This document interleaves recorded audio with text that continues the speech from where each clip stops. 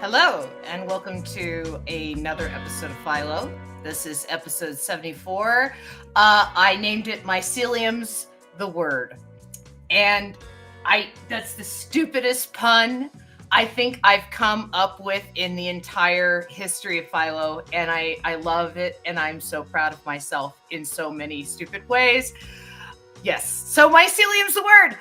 We have, of course, Robin Fisher, my better half and co-host who knows more about comics than I do and asks a million great questions and has like a million great toys and a wonderful glowing toy collection. And then our guest today is Chuck Whelon. Chuck Whelon is a Goodman Games artist for their game company, and then also is the mastermind behind all of Urfspace, which is like Astro Kitty and Pupil and Urfspace and Saturday Urfspace. Well, yeah, Pupil's technically in there, I guess. Yes.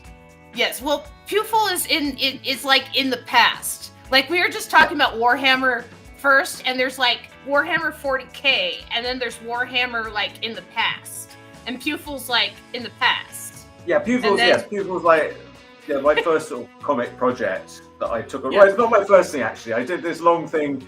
I did a long similar epic, sci-fi epic called Mooncat, which was a sort of Star Wars parody where Mooncat was like the bad like Darth Vader character. Yeah. And then there was like Luke Flybrain, Princess Fleabag.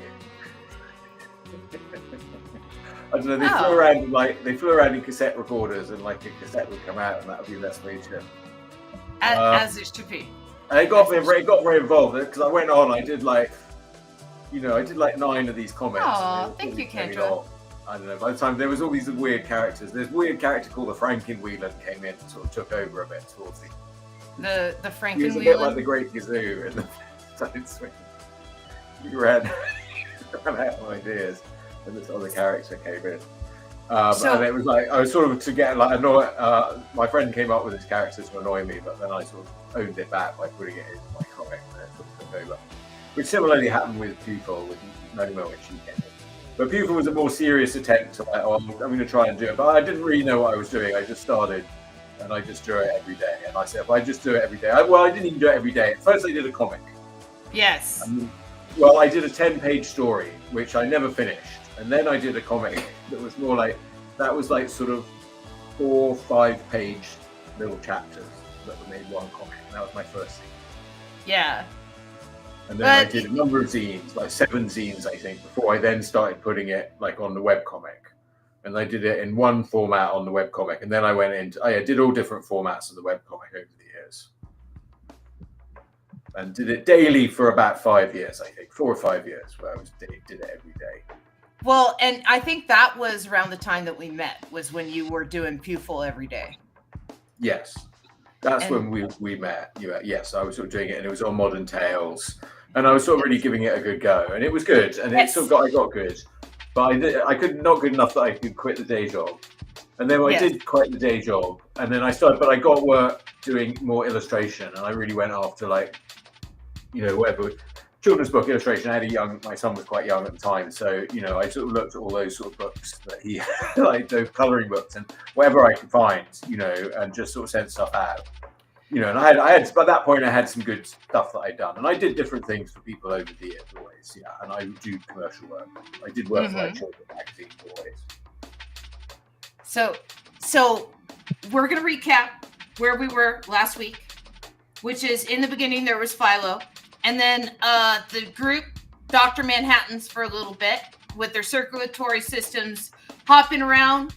The mushroom ties into the Bluetooth of the mycelium of this mushroom world that they appear to be on. And he accesses the underground. He goes down the hole to a mushroom city.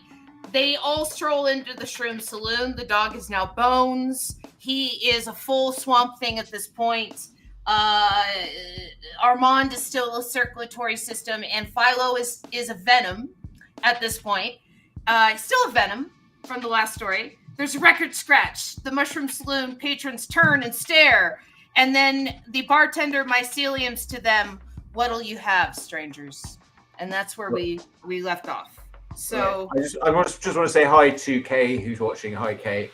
Thank you, and also to Rob, who says points I'm not wearing my hat. Yeah, I think I was wearing that pink pussy hat last time I was here. That's not something I wear very often. I just acquired that hat, and I was like wearing you're it. just really proud. I was wearing it proudly at that point, but yeah, I do. I've now put it safely away because it's very delicate. I don't want to wear it. But that's okay. You know, it's not terrible. It's not terrible. No, it's good. Well, I was quite proud of that hat. I wore it. There's a picture of me in Charles Schultz's studio with all the Northern California National Cartoonist Society and G.D. Schultz when I'm wearing that hat. I'm quite proud of that picture. I suppose I had too. I made one for myself when I learned how to knit, but once I made it, it was like a couple of years after the Women's March, after he first got elected, and nobody knew what it was. And I was like, yeah, the pink pussy hat. Yeah. Everybody was wearing them like 2 years ago. What? Nobody remembered. I guess it was more of an American thing than a Canadian thing. But there were a lot of Canadians that had them, that made them. There was a lot of solitary marches too during that time period in Canada.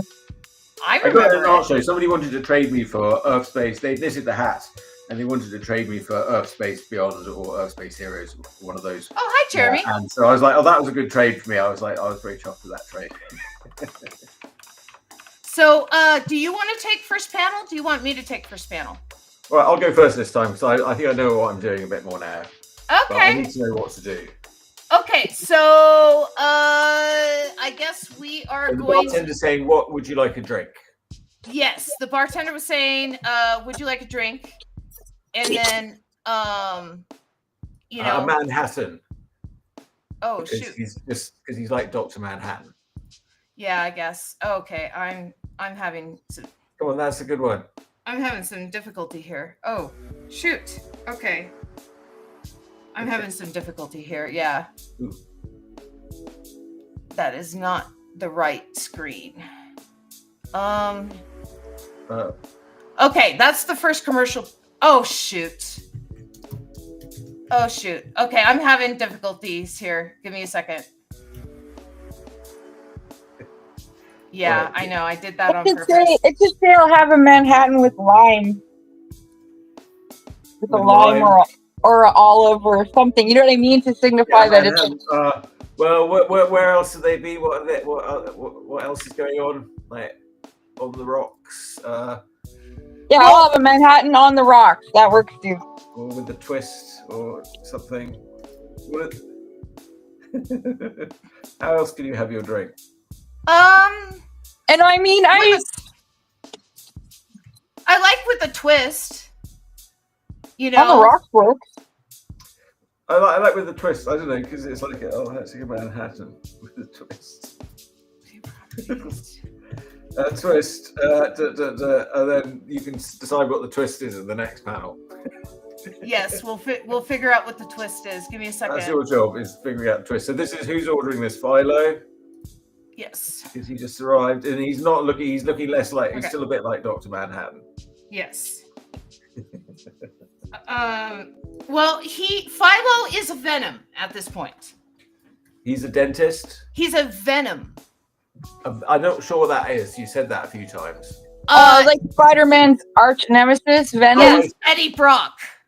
Okay. He like the symbiote has joined with him, and it's like the black costume that was famously created during Jim Shooter's reign. Rest in peace, Jim Shooter. Yeah, Jim Shooter.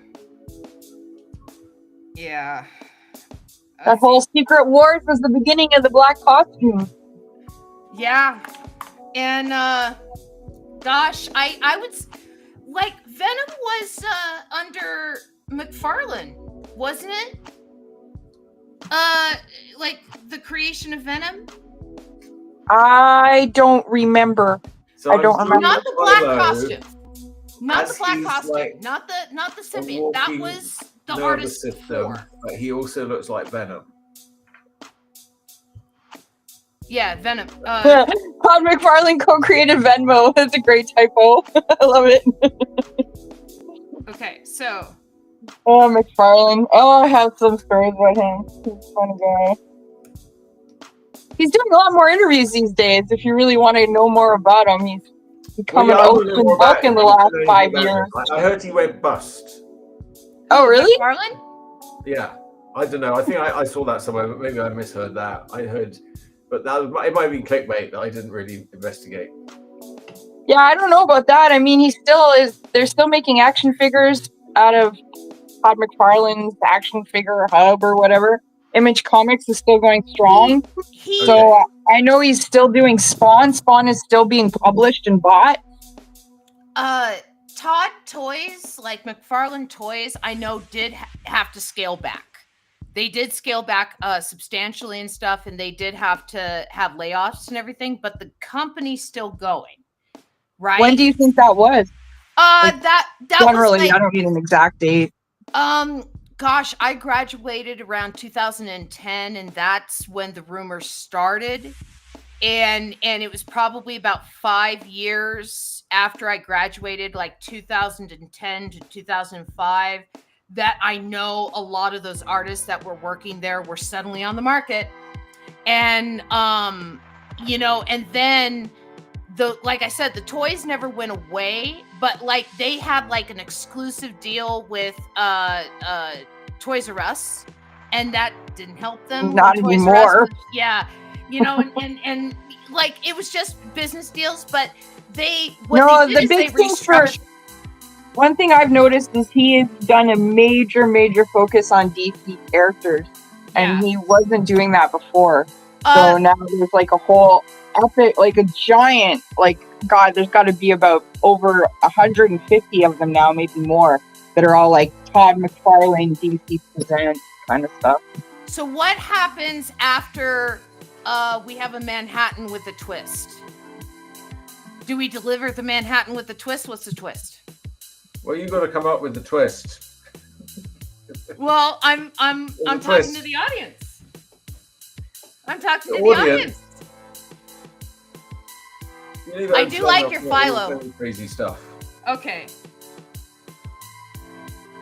I have an idea.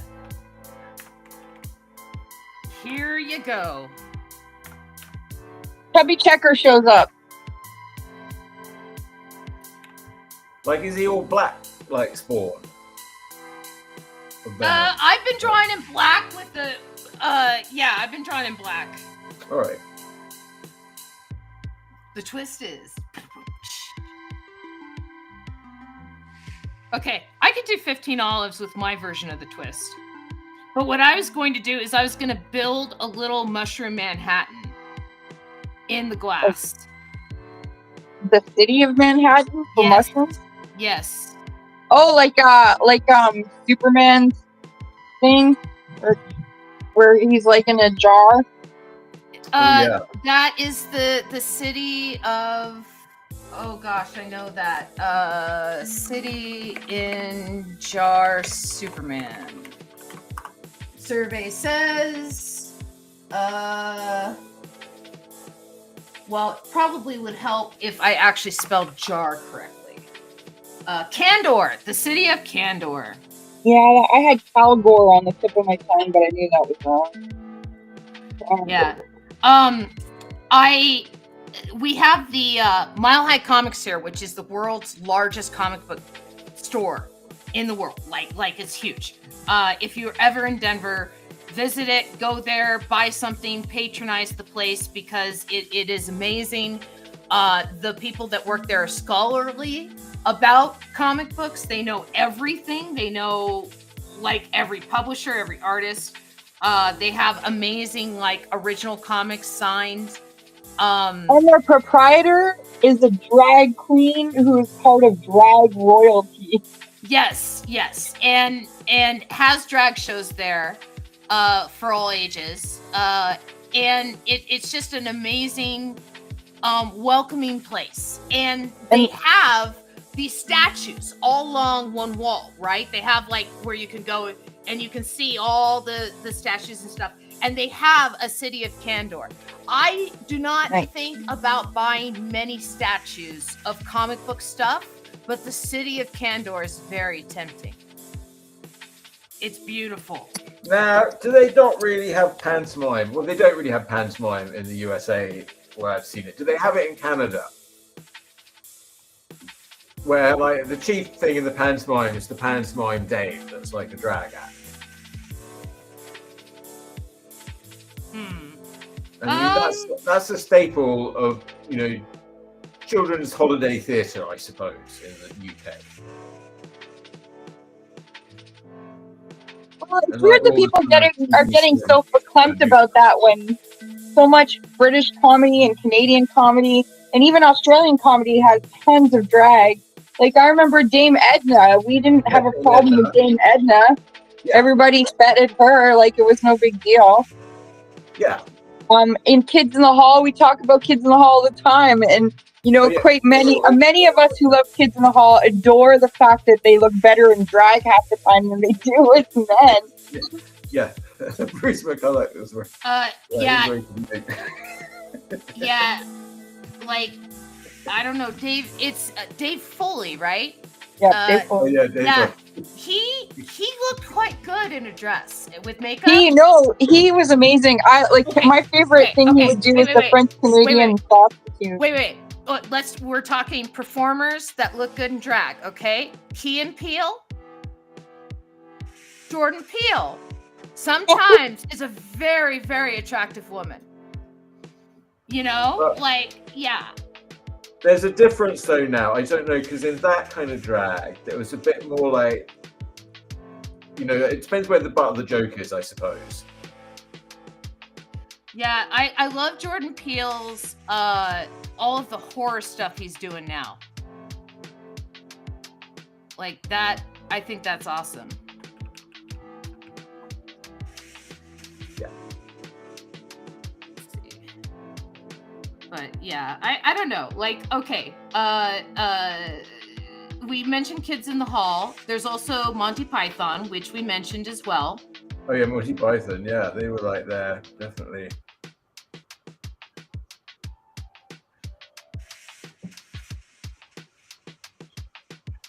Jeremy has some good news he wants to tell you, Amber. Ooh. Got to join Princess Weekly's Discord community. She's really cool and chill, and the vibe is great. Awesome. Yeah, I think Jeremy is seeing a commercial though right now because of. See? Let me know when you can. Rob wants us to mention Mrs. Doubtfire as a drag enthusiast. Okay. Yeah. Okay, yeah. Well, when you can hear me, I hope you can. Yeah, the ads are only a minute. I have the little frosty tool says we wouldn't have soap operas without soap. That's to tell you when the ads are coming. It's not a perfect system, but that way we know when the ads are up, and I can kind of pull back a little bit of the content on Philo during that time. Something fun we could do is you guys could tell me some of your favorite Canadian comic book artists, because there's lots. Richard Pace, number one. Oh yeah, Richard Pace is Canadian. Yeah, we've talked about it because there was a New York like comic artist show or whatever, but you had to be an American citizen to enter it. And he's like, nope, I'm Canadian. And I'm like, oh, I didn't know that. Yeah, Richard Pace. Yeah, we've had him on the show. Yeah, he was posting some good pieces the other day where he did like Daphne and Kari Andrews. Yeah. Kari Andrews. Jim Zubkovich, very good Canadian creator. Jim Zub's more of a writer, yeah. Right, I remember Jim Zub. Yes. But yeah, he's got a publishing empire if you really want to go further than that. Well, I mean, he's I said creator. Conan the Barbarian now. But he did start out drawing his own comics, which was Makeshift Miracle on Modern Tales with Chuck and I. Yeah. So, yeah, Jim, But he also back then he worked on like some animated shows and stuff too. He worked for Helix Animation. He was a director for them. Yeah, so let's get some texture in here. Let's do some energy. Do some splotchies. So it looks like mold. There we go. Okay. And then we'll do that because it's a Manhattan. But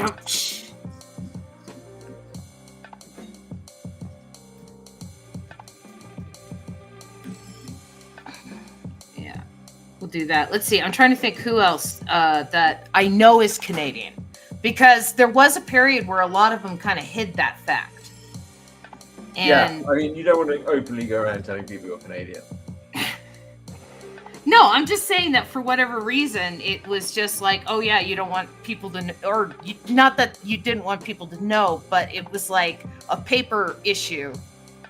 Like, oh no, just give me the check.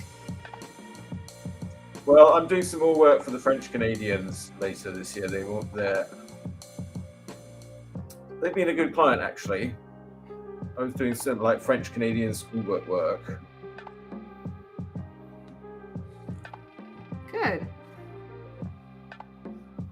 Is it in French?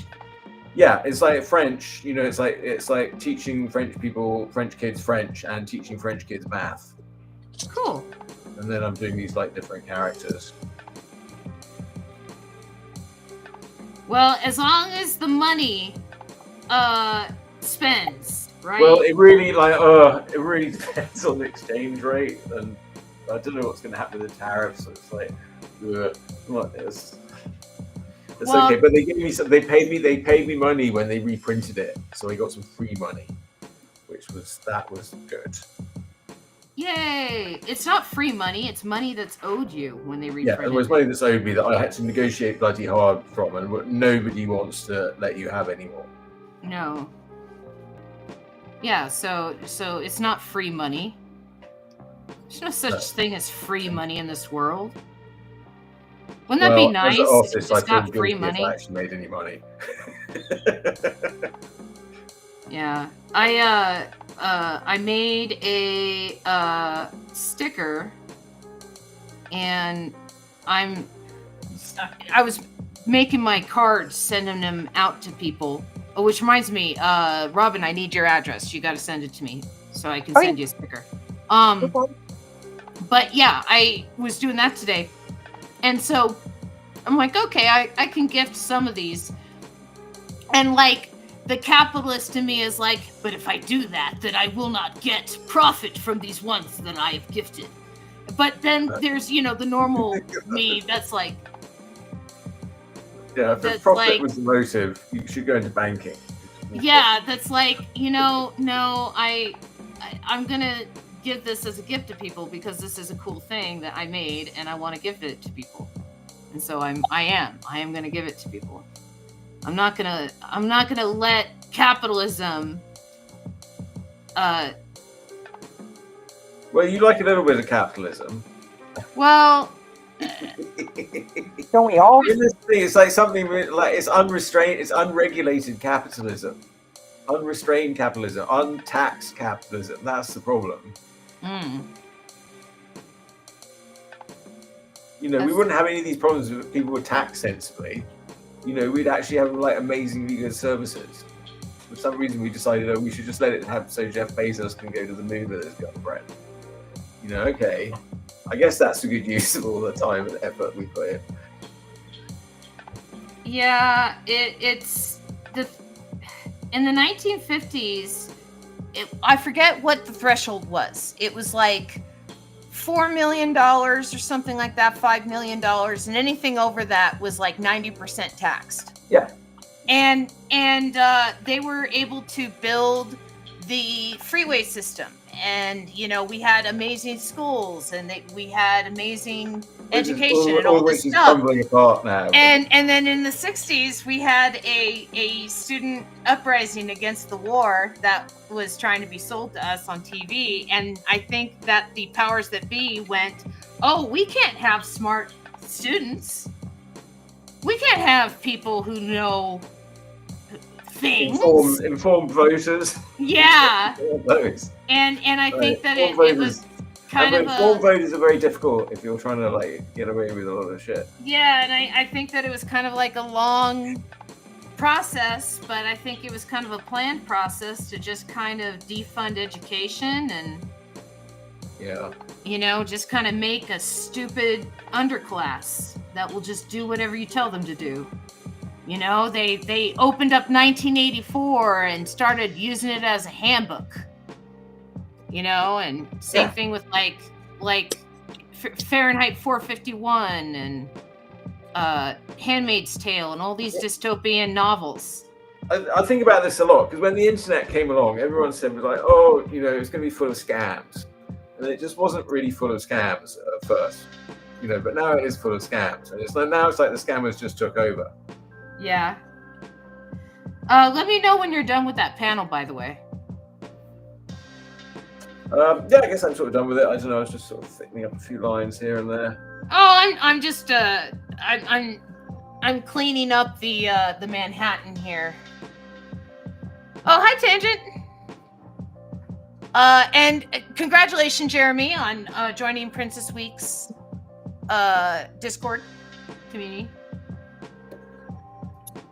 Let's see, I got a twist. Let's see, what else should I put in there? Like, should there be little cars? If it's in Manhattan? I feel like little there should taxi cabs. Yeah, I feel... Okay, there I you feel go. like there should be... Okay, then so he present... Okay, so in the next panel... well, it's Philo... Venom's going to get very angry because that's not what he wanted. Or is he going to be happy because that's exactly what he wanted? I don't know.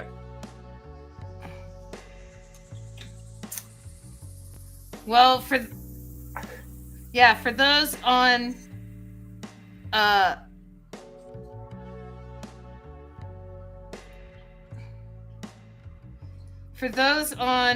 Twitch, they'll be back after these messages. So we ended on a twist, or we ended on a cliffhanger. Okay, you're going to be doing panel 3. We wouldn't have soap operas without soap. That's a good point. Well, that's actors or televisions or scientists or costume designers or like an awful lot of people. Oh, Crazy Zeno. Oh, thank you, Crazy Zeno. I appreciate that. Hi, how are you? Okay, so he ordered the Manhattan. We have the Manhattan. It's all mushroomy. Then what happens? It's your panel. Yeah. Well. That's awesome. That's awesome, Zeno. Like, what sort of mood is Philo in? I mean, is he possessed with the spirit of Venom? I mean, last I heard, Venom was like this evil character that like took over Spider-Man and had to be defeated. But now he's like a hero. This particular Venom is also olive ratchet oil from the last, or from 2 stories. Oh, okay, she turned into a Venom.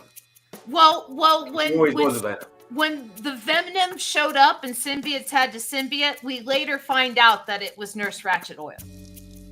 And so when Philo was sucked into a single point with all of the other characters, he was still a Venom.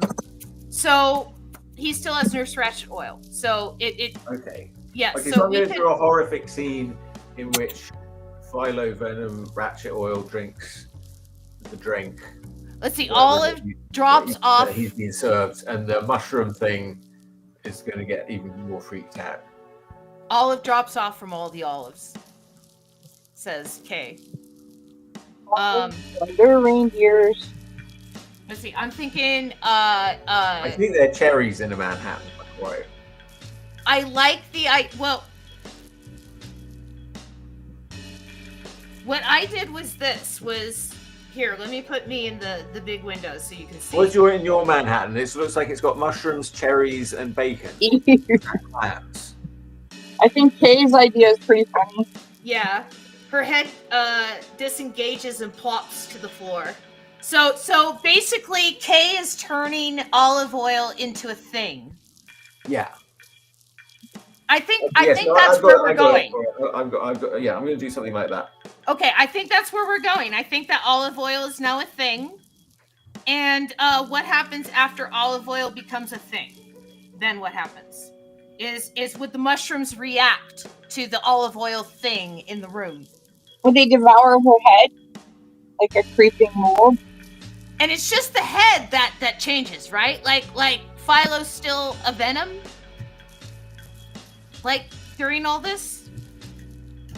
Yeah. Yeah. Well, I mean, okay. sort of venom is like a thing, isn't it? Like, yeah, Philo's sort of inside the venom, and she's coming off, and he's like drinking the drink. And oh! I got it. I got the caption: Ultimate Carnage.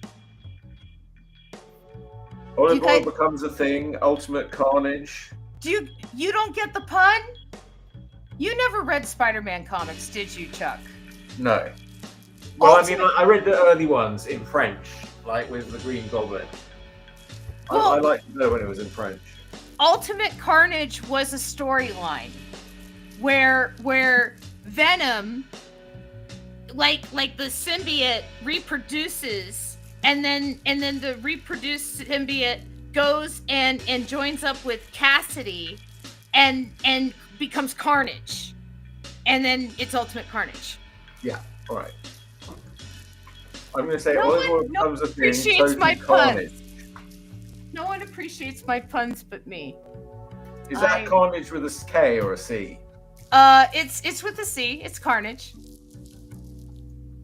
Yeah, I'll put you in the main window because you're going to be drawing first. So I'll do Ultimate Carnage because we're going to have this head separated from the body in the mushroom bar. And so I'm thinking like we have the bar over here. Okay, maybe I will put myself in the big window while you're figuring this out. Well, I think that your caption, instead of olive oil becomes a thing, Total Carnage, because Total Carnage is actually my caption. So yours is just olive oil's head drops off.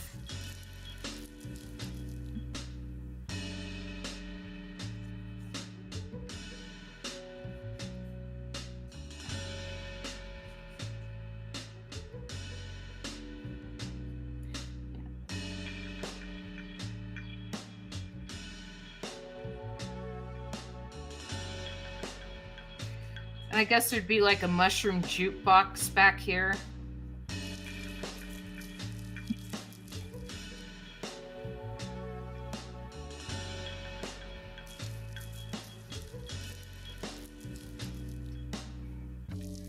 And then,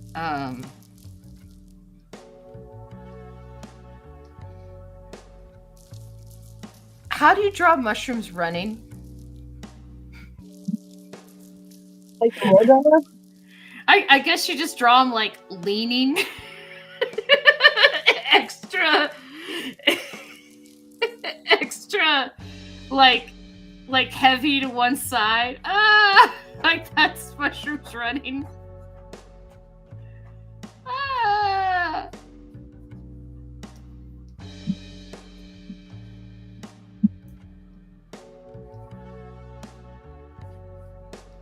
Yeah, we'll do that.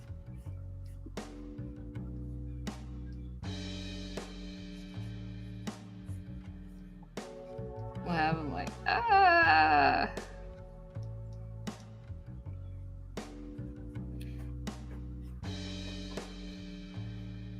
don't know. How do you draw mushrooms running? These are the questions we ask ourselves on this show.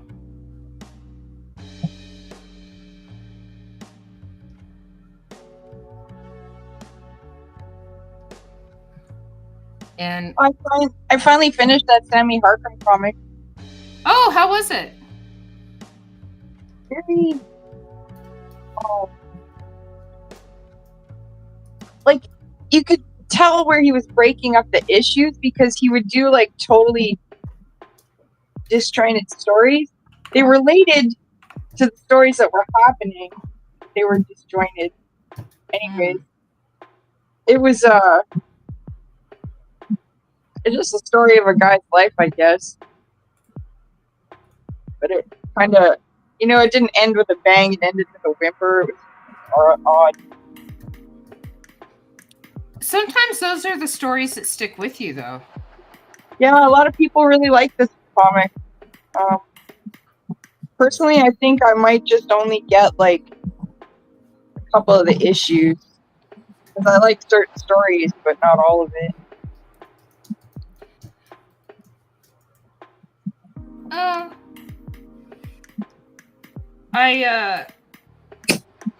But it was a healthy tome.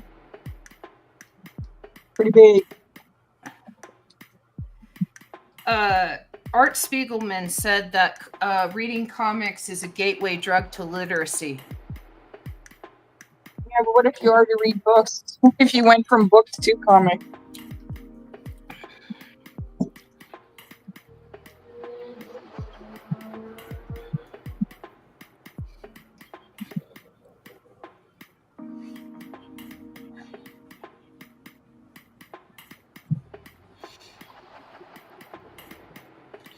Well, I think that if you already read and then you read comics, it's just because you recognize it as valuable reading. It's not because you're reading something that's lesser than something else. It's just you're just reading something that's accompanied with the pacing of images with it. I like comics. I think they're hard to read. I think smarter people read comics. In my experience, I see a lot of dumb people that think that comics are dumb and that they shouldn't read comics. I don't see a lot of smart people who do that.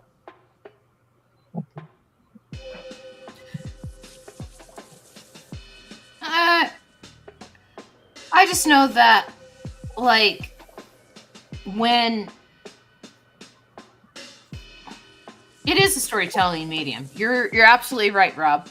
I just know that when it comes time for me to tell my stories, right, and when I'm thinking about how to talk about them and stuff, I think so visually that it's like I spend all this time either writing out the descriptions of what happens, or I could just draw it. And,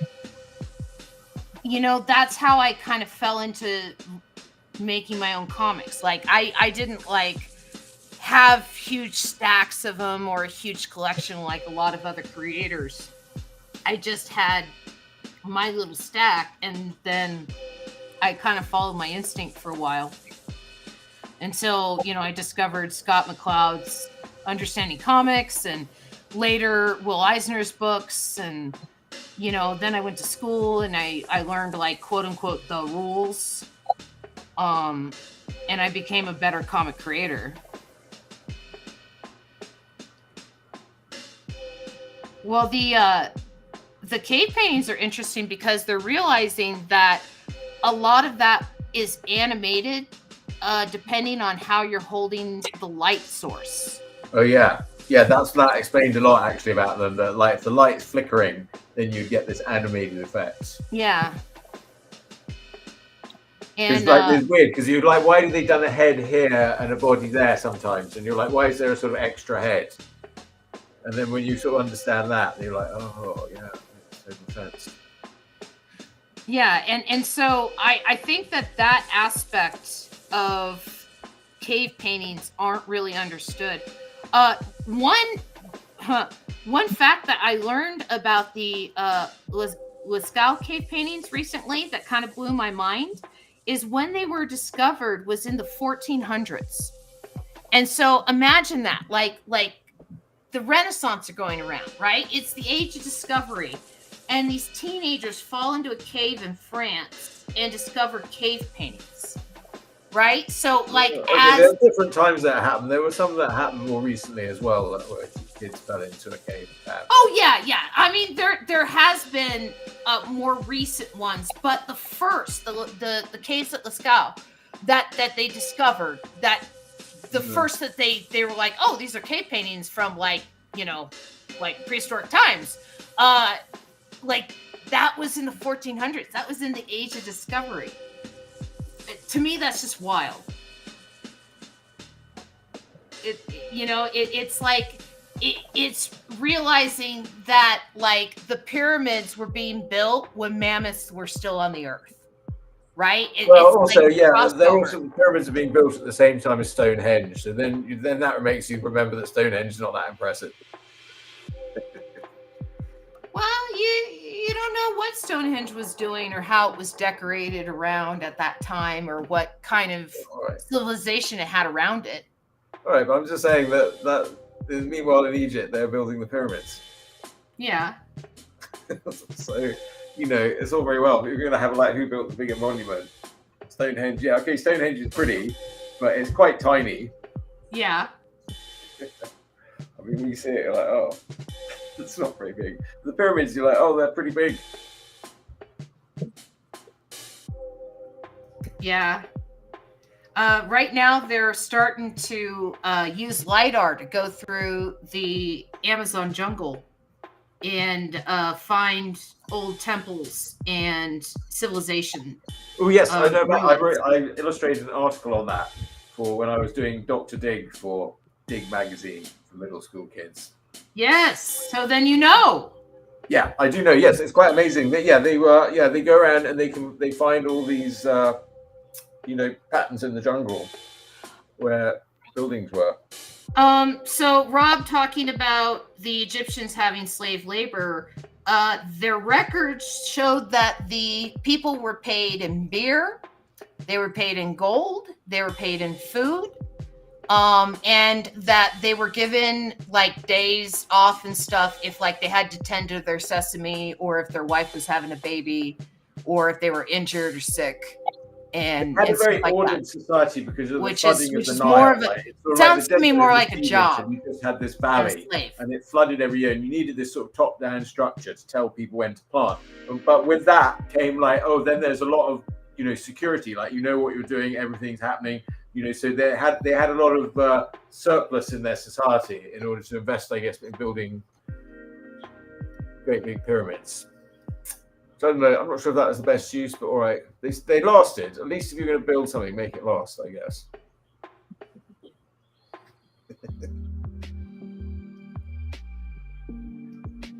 Now they think they found like all these things underneath the pyramids, but I don't really buy into that. That just looks like compression. They're saying, we found all these spiral staircases, but I don't think so. I went inside one of the really ancient ones, the Maidan mud brick pyramid.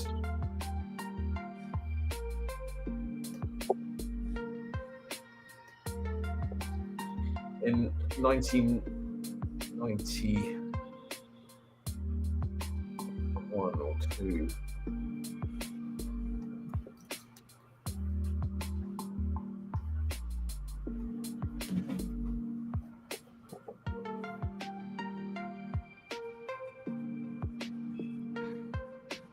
There we go. But the Grand Canyon's bigger. What's bigger, the pyramids or the Grand Canyon? Is that what you're looking up? Yeah, the Grand Canyon's definitely bigger. That's more impressive. It's definitely the biggest, most impressive things here. Like I've not seen Mount Rushmore. I don't know how big that is. I saw a picture the other day and it didn't look so big. I was like, is it? How big is it? I've seen Mount Rushmore in person. It's okay. I think that if they had left the mountain alone, it would have been prettier. There's a competing monument that somebody's making, like a Native American monument. Yes, that is crazy. It's not Crazy Horse.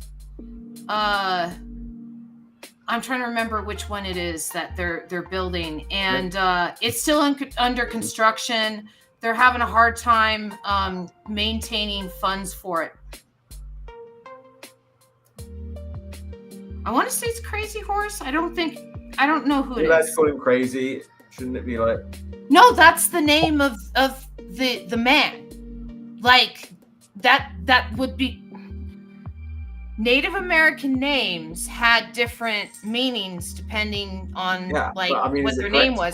And when you translated the names into English, his name was translated into Crazy Horse, and it just happened to be the man's name. But like I said, I don't know if it's actually Crazy Horse.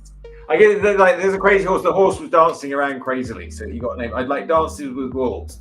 Yeah. The wolves were dancing, so they called him Dances with Wolves. The horse was dancing about crazily, so they called him Crazy Horse. But maybe that horse had been like on ivermectin or something. It was having mental problems as a result.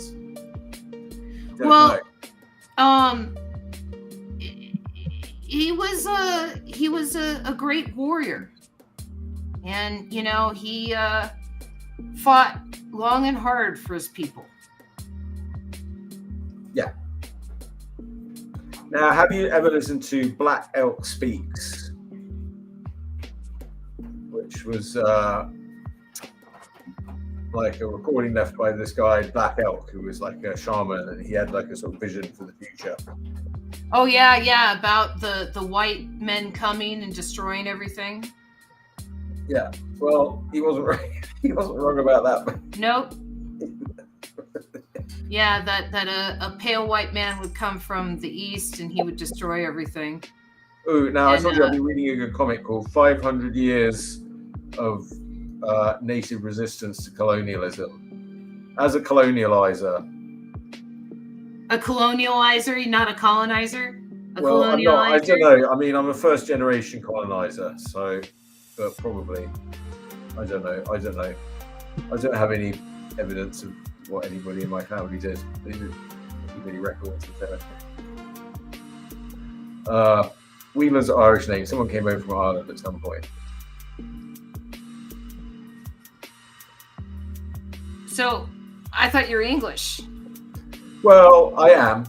Yeah, I mean, I don't know who came over from Ireland, but I'm just saying. Who knows? Everybody's everything. When you look at the genes. I mean, we're more closer to chimpanzees than anything else. Or bonobos, but you're not allowed to talk about bonobos. Bonobos are filthy. They're filthy, but, they have a more peaceful society than we do. Yeah, okay, but you've got to be really careful when you start saying bonobos have got the right idea. I said peaceful. Yeah, well, but I don't know if you've seen what they do. Yeah, they have sex instead of fight each other. With their children, like they're saying hello, like they'll pick them up and put them, use them like a rag. I mean, they're very. They do everything. How the chimpanzees eat other monkeys and baby monkeys to cause pain. Yeah, that's really civilized. That's real humane. Yeah, exactly, and so, chimpanzees will. They know that they could just end the life of the little monkey and end its suffering and still eat it, but they choose to eat it alive. They're cruel little creatures. Weren't you the one just saying they were more humane?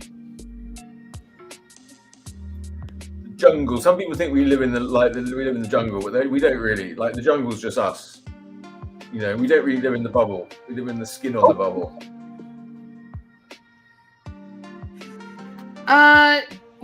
Everybody is 3 missed meals from being a savage. Yeah. That's something my mom always used to say. You have the attitude of scarcity or the attitude of abundance.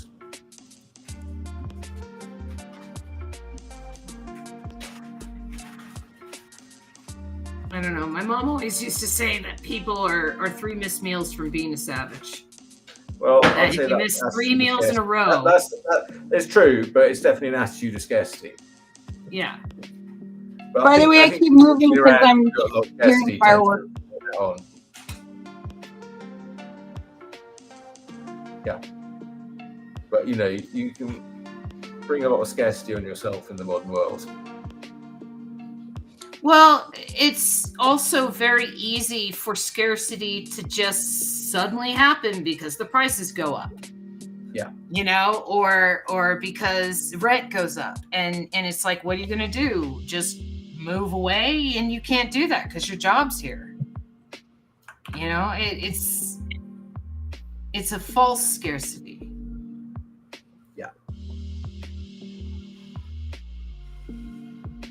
So, you know, it's like housing. Okay, here in the United States, something like 60% of housing, almost 70% of housing is owned by corporations. You know, so it's like people like things me. like that, then you just have to start a revolution and take it all back. I'll get on that, Chuck. I'll get on that. You have to get more aggressive. It's no good sitting around drawing cartoons. Just get out there with a bullhorn. There was a guy on the corner down on Mission Street with a bullhorn. He was yelling away the other day. I mean, you know, you're making things happen. Yeah.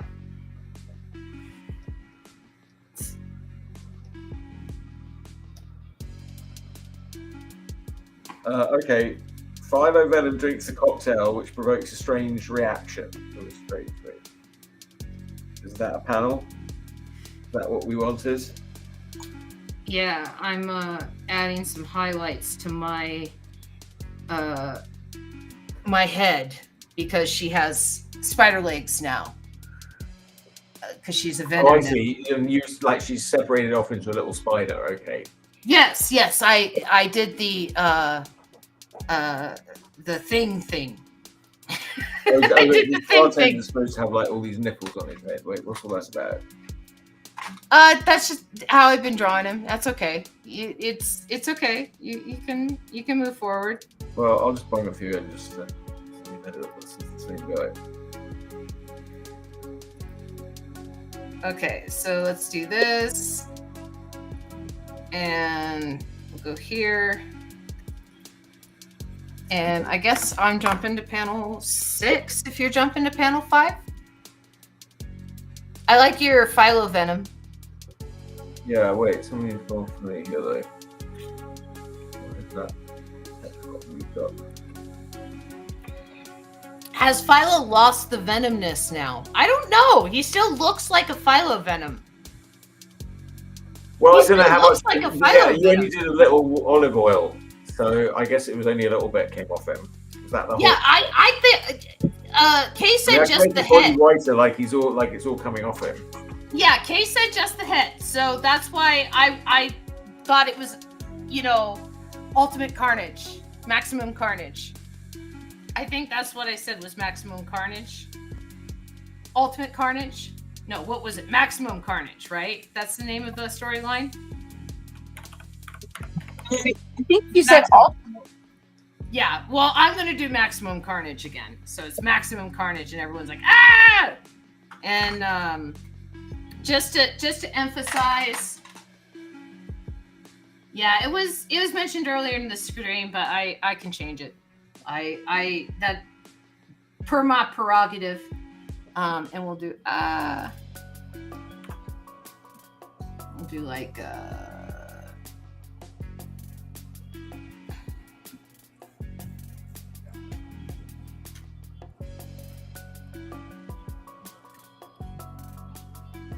Okay. That's Okay. panel 2. okay. No, that's panel 3.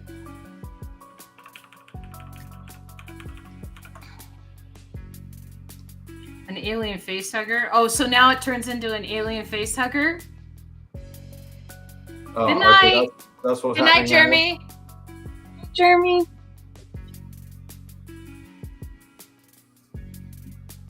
Are you putting shading on yours? Okay. Okay, there. Now they're all shocked. Now they're all shocked. Okay.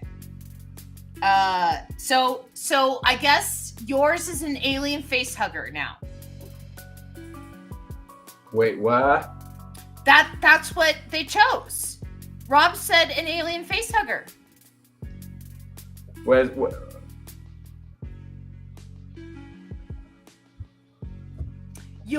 So she becomes an alien face hugger. olive oil? Yes. No, it's still Okay, olive. okay, she's going leaping on to the leap face on of the the face. bartender. Okay, I've got it. All right, so yeah, the olive oil is going to leap on the face. Of the bartender, like an alien Right, face hugger. which is that lumpy mushroom. Yes. Which is the Right, lumpy wait, mushroom. where have those dots come from?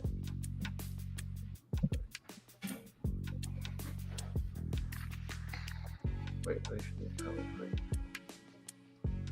Okay, so what happens after the alien face hugger leap? Well, wait, it's a bit hard to do it because wait, I gotta get the angle right now. No, wait, okay, so wait, I need to see what you drew for You like. want to see my panel again? Okay, that's my panel again. I'll put Alright, so it's myself like in the olive big oil window. face. Here, I'll put myself in the big window so you can Okay. see. Okay, it's got like 3 claws and that tail. Okay, So Rob asks, does the mushroom become venomized? And so, oh yeah, that makes sense. yeah, so I'm thinking that she leaps on the face of the mushroom, right? That happens in your panel. And you got to put in your caption. Oh yeah, I haven't done that yet. Mm-mm. Did you put in your last caption? Yeah. Okay. But you got to put in your caption. And then, so she leaps on the face of the mushroom. And then in mine, I guess it's the mushroom becomes venomized.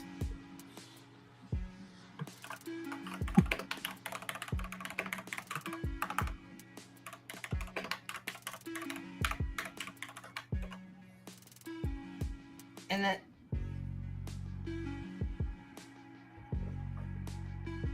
After these messages, we'll be right back.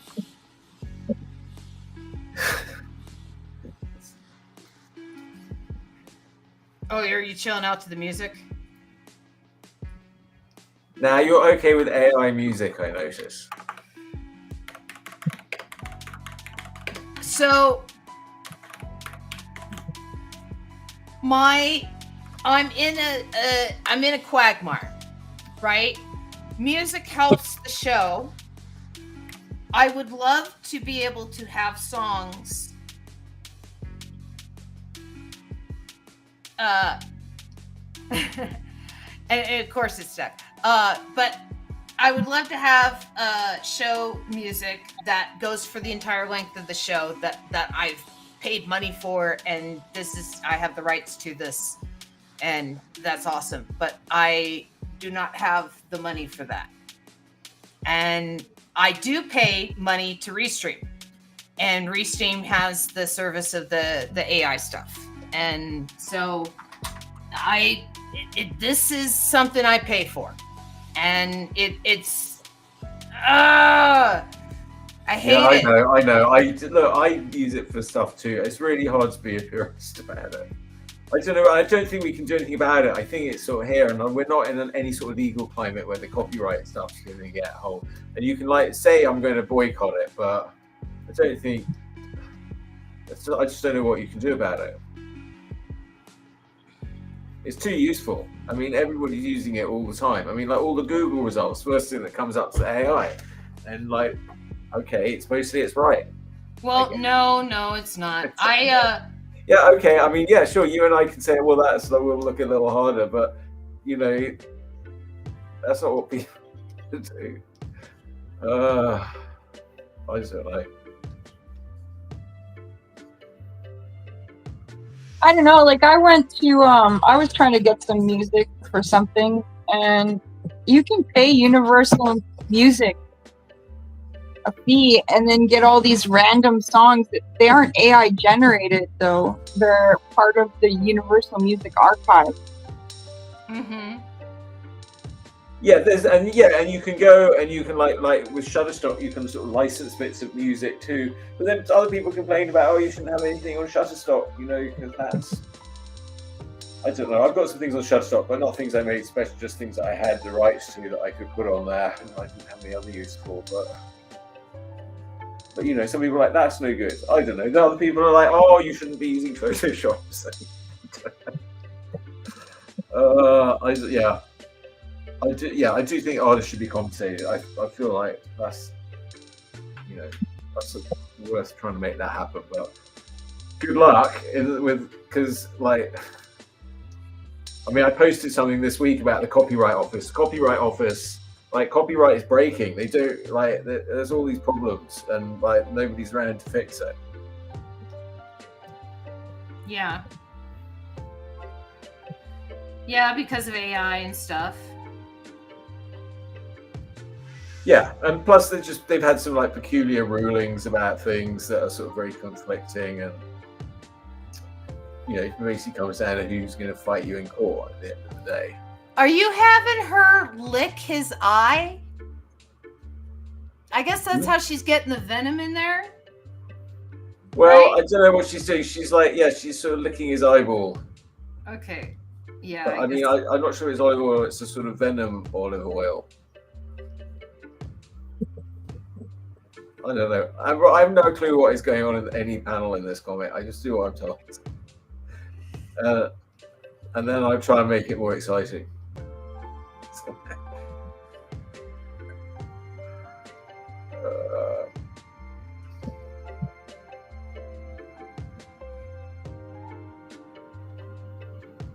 I don't know. I'm trying to draw olive oil. She just kind of snuck into the comic. I love licking the eyeball, says Rob. Yeah, she just has spider legs now behind her head.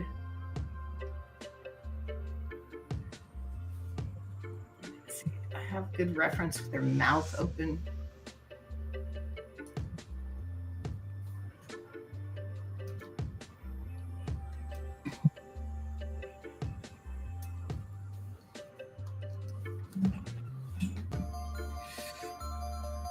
Let's see, we'll do this. Yeah, everyone's becoming like Spider-Men in these comics. We had a spider whale shark last comic. Spiders are fun to draw because they just got lots of little legs. Well, spider whale shark remained a whale shark just in a Spider-Man suit. I mean, humans are really hard to draw. What's going on here?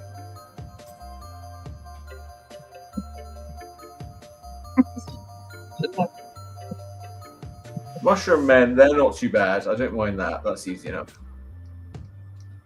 What? That she has teeth? Mushroom men are easy to draw. Generally speaking. Depends on other kind of people. Yeah, Mushroom men, mud men. We're gonna have the People like an artist who are having infection. difficulty drawing characters. Just draw mud men. You can't go wrong.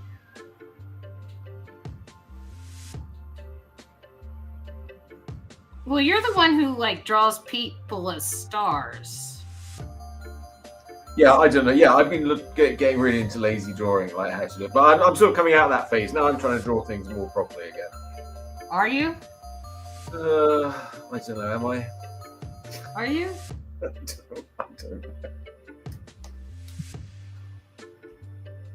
know. Yeah, I think so. I think I feel like I'm sort of I went through this whole sort of phase, and now I want to do sort of Urfspace, which is quite simple, but yeah, but more good Urfspace. I've done a lot of sort of very sort of lazy Urfspace. Yes. It is. I mean, I just want to see where you have to put in the effort. There's some areas where you do have to put in effort. You have to sort of put in your brain. You have to engage your brain and work quite hard. But there's other bits where you don't, and it's been a bit about figuring that out, putting the effort in the right places, I suppose. Well, I think, it's like you have to know the rules to know how to break them. And, I was working on my Patreon the other day, and I was writing in a write-up for one of the posts where I was talking about, like, I had this like art moment, right? Where it was drawing through things, drawing the background, doing it right? And it takes a long time to do it that way, but it always looks good that way. And that's how I draw now.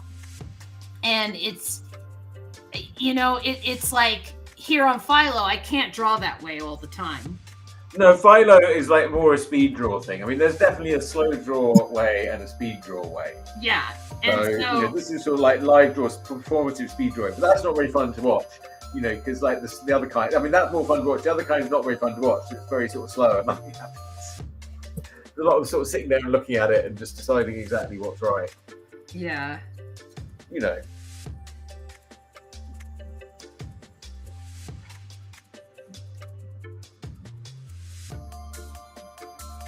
There's certain things. I mean, like if you want to achieve a certain effect, I mean, like if you want it to look like somebody's work, then you should just copy that person. That's it.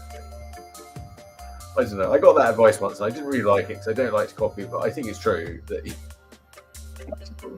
if you want to draw like whatever artist X, just copy them. Then you will. And actually, in the end, you'll draw your own way anyway. Mm-hmm.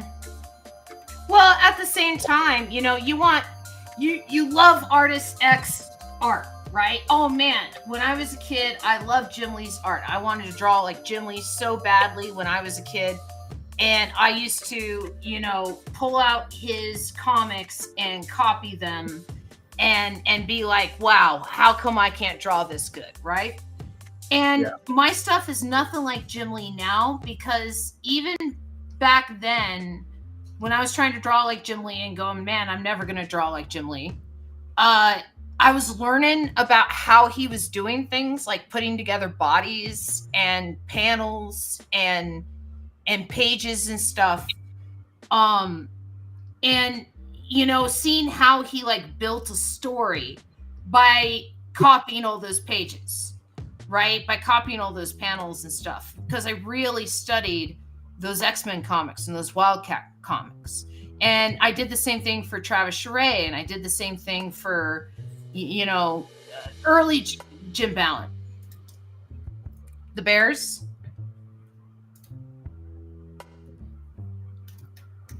Robin? Lost the Bears. Oh, no, I didn't lose the Bears. I put the curtain up because they're shooting off fireworks, but it's really frustrating because he'll shoot off one and I'll get up to look, and then he'll like not shoot off any more for another 10 minutes.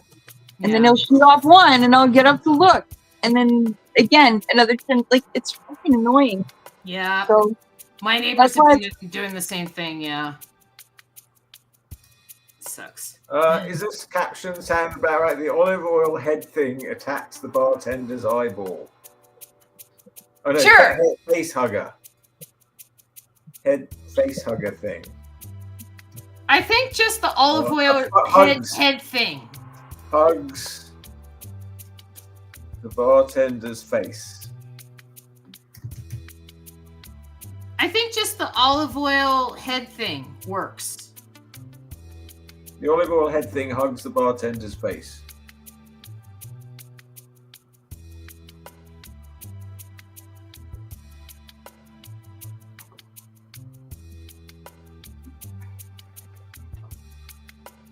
All right, that's 3 panels. Can I go home now? We got 20 minutes of show left. One more. All right. Let's see. Let me try a little darker. Well, I can put some shading on. I don't do any shading. I like a little shading. Try a little darker shading.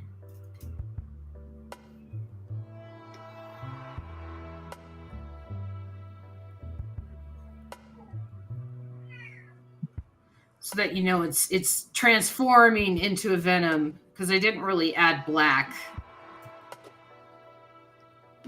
We have a new watcher. Oh, hi, Pine Fox. But who watches the Watchers? Well, Pine Fox is probably joining in from Urfspace. Oh, Pine Fox. I don't know. Yeah. Yeah. I haven't seen Pine Fox in a while. I thought they came to watch you. Let's see. There we go. And then we'll do this. We'll have a couple of like liney lines, and then back here, yeah, we will do, let's do something really wet and white. And we'll do that on its own layer.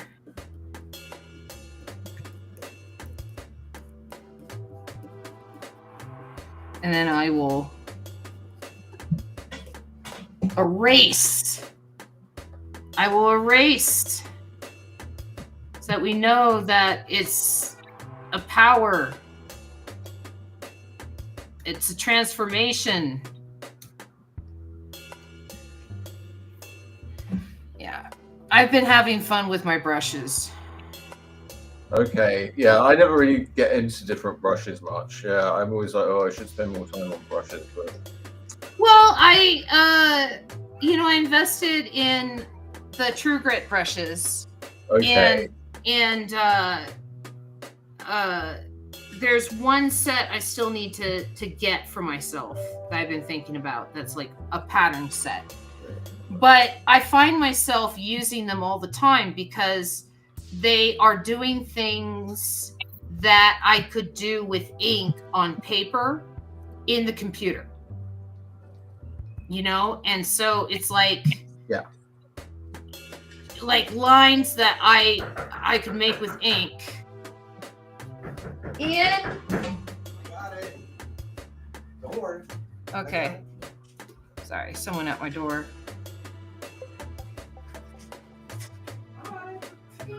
oh,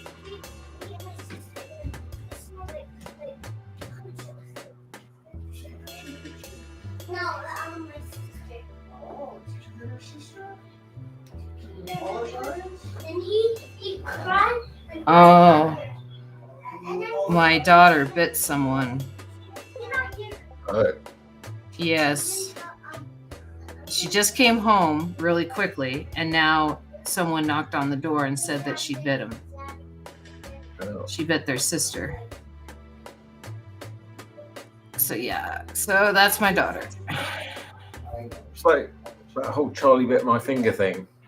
If she really bites, let me know. She just acts. Yeah. You want to Okay. play? There we go. I think I'm gonna call Well, I hope that gets resolved. Was it a neighbour's finger or a school person's finger? a child's finger. So I think the mushroom becomes venomized. You know what? It needs a mouth. I feel like this mushroom needs a mouth now if it's going to be venomy.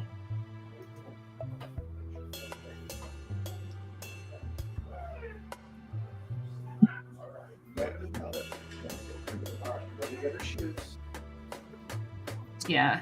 More than one.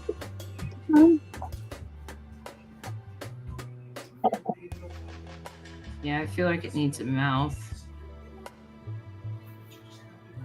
There we go. See, and then we do this. Now, I watched that Stephen Hawking movie last night. Which one? The one with Eddie Eddie Redmayne Redmayne? playing Stephen Hawking and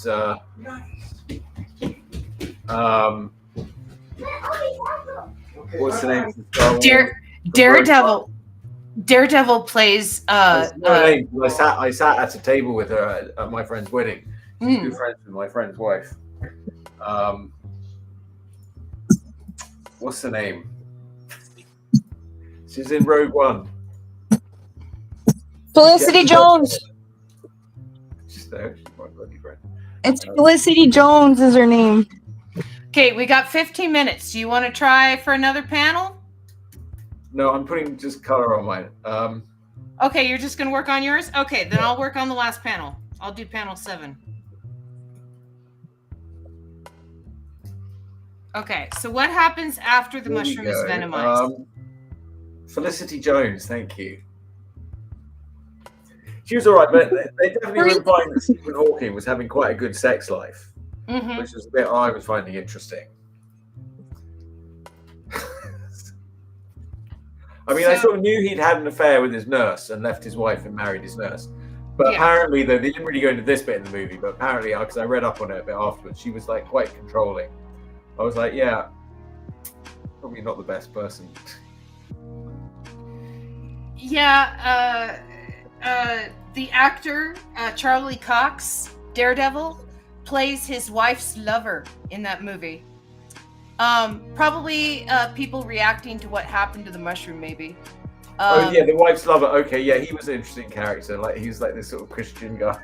Yeah, he was.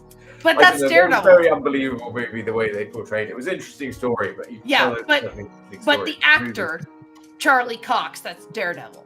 And so, okay, he's Daredevil. Yeah. So when he comes up on screen, in my head, I go, Daredevil. He was like sort of super Christian and cute and like, Okay, so it was making me laugh. I mean, I don't laugh at actual Stephen Hawking, but he was doing. I mean, but at the same time, he was doing a sort of amazing performance of him. I don't know, but it wasn't my left foot or one of these movies where I felt very strongly for the disabled person. It was like I was like, how's Stephen Hawking getting so much sex? I mean, it's just jealousy, but I mean. Well, I mean, apparently he went to Epstein Island. Somebody said. I was like, what? Oh yeah, he went to Epstein Island. Yeah. Well, that was like charity weekend. Yeah, him and his little robot voice. You do that so well. Let's see. The mycelium gets venomized. The mycelium gets venomized.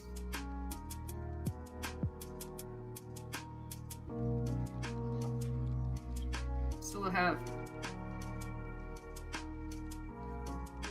we'll have him up here turning into a venom.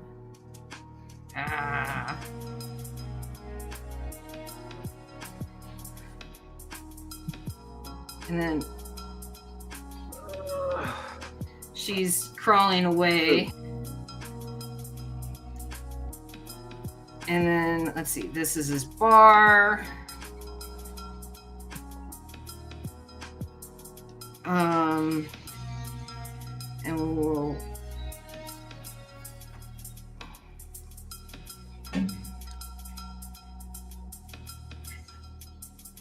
we'll have like,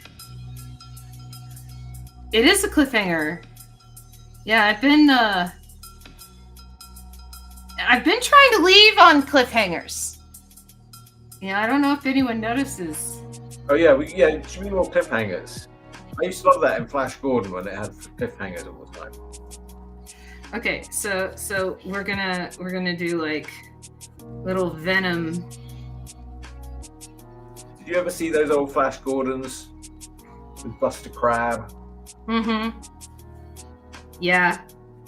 I've the Thrift Tracks guys did the Batman cereal, and it's fantastic.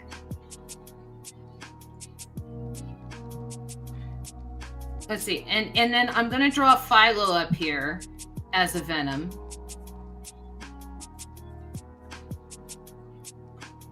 But he's going, oh no. And then we're gonna have our swamp thing, mushroom, and then I guess the dog is still Bones. And then Your daughter? Ian. I got her, Amber.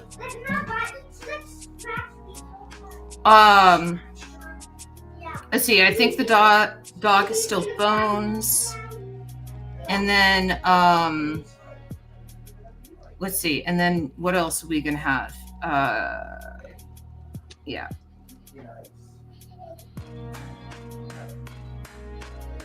Yeah, we'll have the circulatory system right there.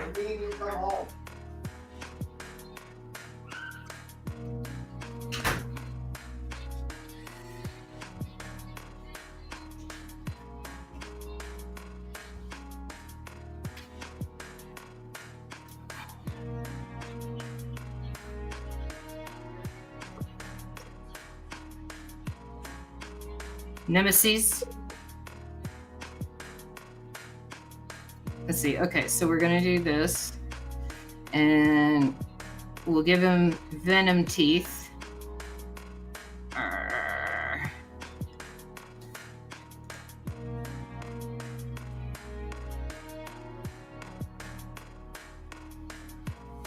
Oh, you're going back into all your panels and redrawing?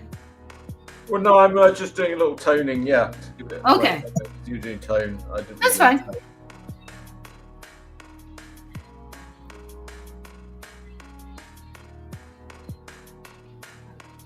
Let's see. Okay, let me draw my Swamp Thing.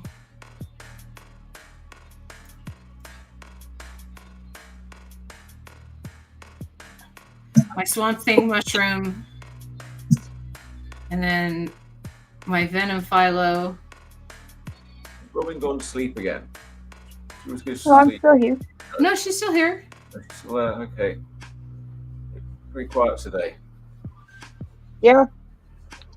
That's because she's all tuckered out from Canada Day. Oh yeah, Canada Day. Oh yeah, and you were asking who our favorite Canadian I cartoon. worked on Canada Day. Sorry. Yeah, you know, like I said, you're all tuckered out from Canada Day. You know, like you did have to work. Like I imagine a lot of people were coming in for barbecue stuff. No, I was at the old folks' home.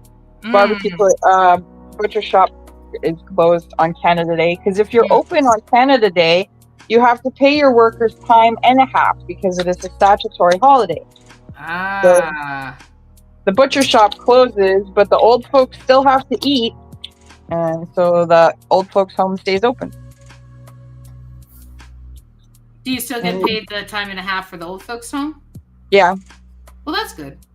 and then I get paid for the butcher shop too because the way it works in the Canadian government is you get paid for the stat holiday and they take a percentage of the hours you work the week before, and then that's what you get for your wage for the day of the holiday. But you can really get screwed over. Say you decide to like take a vacation a week before the stat holiday, then you get nothing because they look at the week before, right? They don't look at the fact that you've worked full time for a year or something. But whatever, it is what it is. I hate stuff like that. I just finished watching the documentary on Jimmy Savile. That was fun. Oh my god! Did you know about him in Canada at all? No, and the weirdest thing is I was living in Germany at the time that all that stuff was happening, and the only channels I got were CBC and Sky Channel and Super Channel, which were two British channels. And I don't remember ever seeing that show, Jim Will Fix It. Well, on BBC. Oh god! I mean, we had it like every kid in Britain. I mean, there weren't a lot of programs on in those days. You know, I mean, that was like every Saturday he'd be on. I don't know. There was always something weird about him, but you like, okay, well, everybody seems to accept him, so that's it. He just like he was like telling you all the time. That's the thing. You watch that documentary, it's like he doesn't stop going on about what he's doing, and you're like, yeah. But everybody just laughed it off. They were like, "Oh, he's not serious." yeah. Ugh. But yeah, someone on Reddit had posted the question, which celebrity had the biggest fall from grace? And someone was saying, everyone pretty much agreed it was Cosby. But somebody mentioned Seville, and then somebody piped up underneath. He was like, as a Canadian American, that would be like if Mr. Rogers, was a pedophile. And I was like, as a Canadian American, that would be like if Mr. Dress Up and Mr. Rogers. I thought it was so weird that the guy had to mention he was Canadian American. No one would have said Jimmy Savile was Mr. Rogers. I mean, everyone thought he was a bit creepy and weird. Yeah. there's just the extent. Plus, I think Mr. Rogers was married for a really long time. Like, Mr. Rogers had normal human relationships. Yeah, he did admit to being bisexual, though. Oh, that's cool. There you go, Mr. Rogers. Yeah. You know, he basically said that he loved men as much as he loved women. And Okay. yeah. Well, one of the things that I always liked, because our equivalent to Mr. Rogers was Mr. Dress Up, and Mr. Dress Up also had puppets. He had these two characters, Casey and Finnegan. One was a child and the other was a dog. And the woman that created Casey and Finnegan and puppeteered them was gay, and she purposely made Casey non-gendered because she wanted all children to be able to relate to that character. So, like, the girls would see Casey and see Casey as a girl, and the boys would see Casey and see Casey as a boy, and they would all feel included. And, you know, that was really forward-thinking for 70s and 80s kids programming. Well, it's interesting because, yeah, when I started off doing, like, illustration in, like, school books and stuff, and I would do someone non-gendered, they'd sort of tell you to make it gendered, and they were sort of fairly specific about that. But then things changed. And I was working on this character, I mentioned before Dr. Dig, the children's magazine, and Dr. Dig was sort of a bit ambiguously gendered as well. And then they said it, and then I sort of started, I was sort of doing it, but I was like, I sort of gradually made a bit more female over time. And then all of a sudden they said, oh no, we want them to look male now. Make up your mind. Transitioned them back to being male. It was very funny, like Dr. Dig sort of transitioned all over the place. Well, it's like that. What was it, Cyber 6, where he transitions into a female superhero? I always thought that was really interesting. Who did? Cyber 6. Did you ever see that cartoon? No, Cyber 6. No. Is that like? Oh, Cyber, Cyber. It was actually originally character designed and illustrated by Carlos Miglia. And he was this amazing comic book artist who has a very distinctive style, who passed away too young, actually. But yeah, it was a cartoon that came out like in the 90s, and he was like a male teacher by day. And I forget how or why. I don't even know if they even explained it. But by night, he was like this female superhero, but sort of dressed like Carmen Sandiego in black. I remember Sailor Jupiter was... Sailor Jupiter was a man when Sailor Jupiter was not Sailor Jupiter, and a woman when Sailor Jupiter was Sailor Jupiter. I know that you know, when that was brought over to the United States in English with Deke, they made Sailor Jupiter always a woman. But in the original comics and stuff, that was not so. There was a gender swap. Yeah, the Japanese have always been pretty open-minded about that kind of stuff, I found. In their media, anyways. Mm-hmm.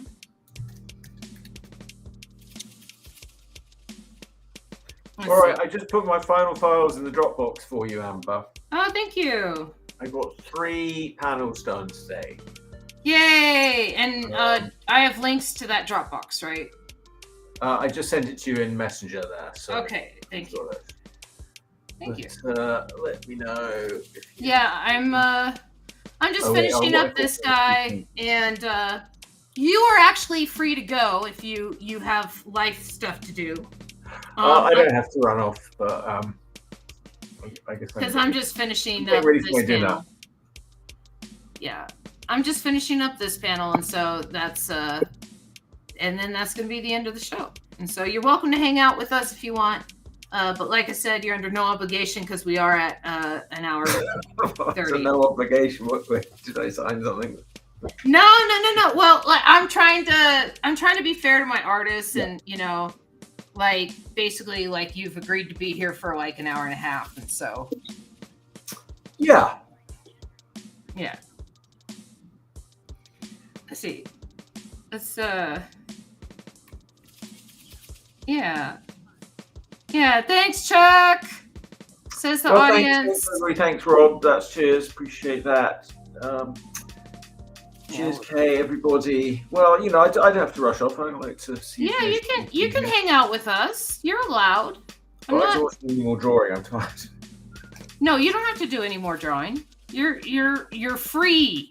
I've been trying to put my book together. Trying to get the names and the credits for my Kickstarter book. You know, thank you, everybody. All that stuff's so chaotic. Trying to get everything every time we think it's done, I think of something else I've got to change. You got that fully funded though, right? Your Kickstarter? It was funded. Thank you. Yes. Yay. Thank you, Kay. Kay backed it. Thank you, Kay. Yes. Okay, the mycelium gets venomized. That's where we leave off tonight, is with venomized mycelium. And I think that's a good stopping point. Is now we have Philo there in the center going, oh no. Lord. Yeah. Oh yeah. Yes. So let me close that up, and let me put us up in the main windows here. Thank you everyone for joining us tonight. Thank you everybody on YouTube. Thank you everybody on Twitch. Thank you everybody for joining us through Chuck's channels.